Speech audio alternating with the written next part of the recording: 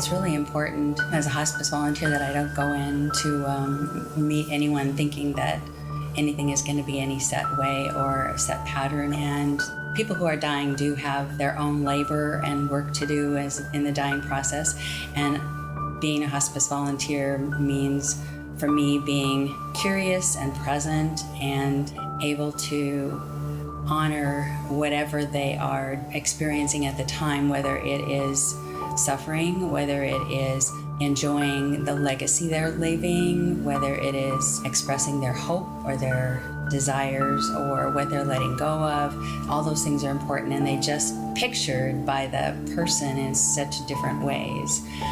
One person that I spent time with, she had a debilitating disease. Before she died, she literally could only move one or two fingers and she could speak. And so my visits with her did involve a lot of talking.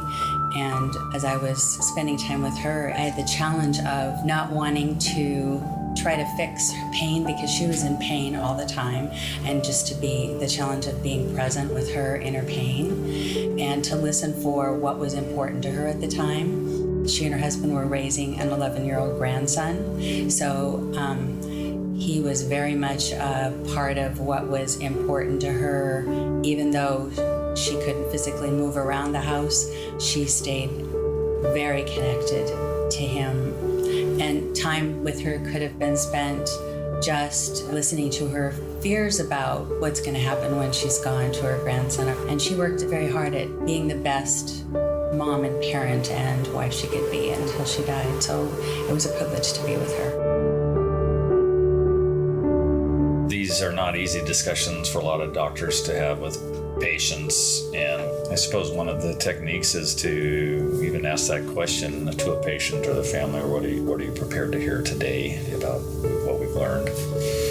It's really helpful to have another family member there, or whoever's close to that patient, because a lot of times the patients won't maybe hear everything you're saying. It's a lot of information at once, and it's always nice to have someone else they can then discuss it with later. It's a little confusing.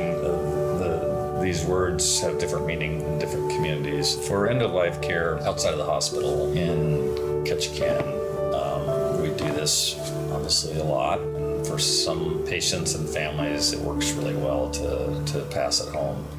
And it's a team approach. And home health nurses, since we aren't a large enough community to have a Medicare-approved hospice with particular hospice nurses, our home health nurses have multiple hats. And they actually have quite a bit of training in end-of-life care. And so there's sort of a segue from treating the illness as a home health nurse to providing end-of-life supportive care. And then the addition of the hospice volunteers is just a wonderful resource for patients and families that allows respite for families if they need a break from caring for their loved one, and also, relationship and support to the patient themselves. And then our since we don't have an official Medicare hospice with a hospice doctor, our clinic doctors often will play that role, and often we do home visits to patients who are in their final stages at home.